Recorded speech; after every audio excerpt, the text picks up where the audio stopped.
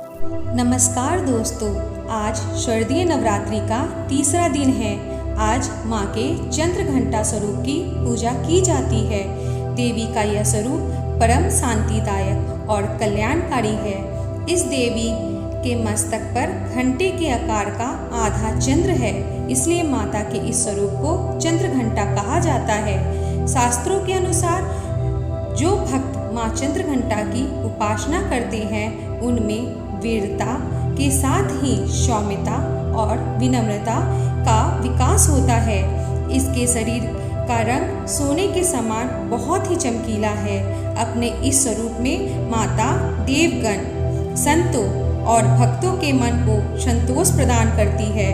माँ चंद्रघंटा अपने प्रिय वाहन सिंह पर बैठकर अपने 10 हाथों में खड्ग, तलवार, ढाल, गदा, पास, त्रिशूल, चक्र, धनुष भरे हुए तरकस लिए मंद मंद मुस्कुरा रही होती है। माँ चंद्रघंटा की पूजा करने से भक्त के मन के सभी पापों का नष्ट होता है और जन्म मरण का डर खत्म हो जाता है और भक्त निर्भय बन जाता है। आइए जानते हैं इनकी पावन कथा क्या है। प्राचीन काल में देवताओं और असुरों के बीच लंबे समय तक युद्ध चल रहा था। असुरों का स्वामी महिषासुर था और उन्होंने सभी देवी देवताओं को बंधक बना लिया था। उन्होंने देवताओं के स्वामी इंद्र को युद्ध में परास्त कर दिया था और इंद्र का सिंहासन हासिल कर लिया था। उसने स्वर्गलोक पर राज करने लगा था। इसको देखकर सभी देवतागण परेशान हो गए थे और सभी इस समस्या को लेकर बहुत परेशान होकर इसका उपाय ढूंढने के लिए निकले। वे त्रिदेव के पास यानी ब्रह्मा, विष्णु और महेश के पास गए। देवताओं को बताया कि महिषासुर ने इंद्र, चंद्र, वायु, सूर्य और अन्य देवताओं के सभी अधिकार को छीन लिए हैं और उन्होंने देवताओं को बंधक बनाकर स्वर्गलोक पर कब्जा कर लिया है। देवताओं ने बताया कि महिषासुर के कारण सभी देवता पृथ्वी पर विचरण करने को विवश है। अब स्वर्ग में उनके लिए कोई भी जगह नहीं है। यह सब जानकर भगवान ब्रह्मा, विष्णु और महेश को बहुत अधिक गुस्सा आया और उन्होंने अपने गुस्से की कोई भी सीमा नहीं रही थी।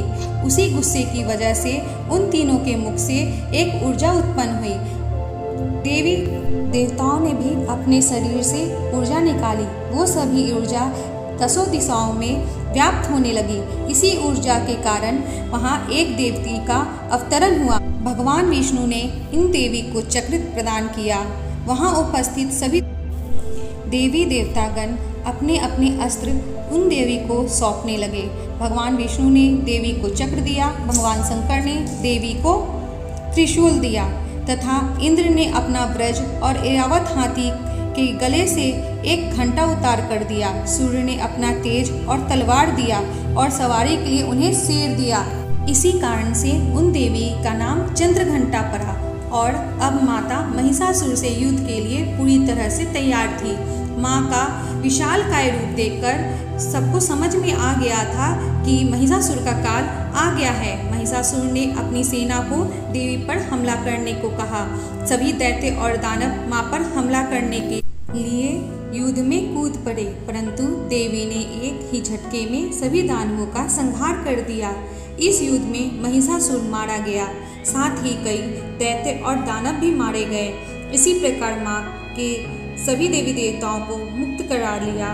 भक्तों, ये थी माँ चंद्रघंटा की कथा। यदि आपको यह कथा पसंद आई है तो इसको लाइक ज़रूर करिएगा और मुझसे यदि भूल हो तो माफ़ कीजिएगा। जय माता दी दोस्तों।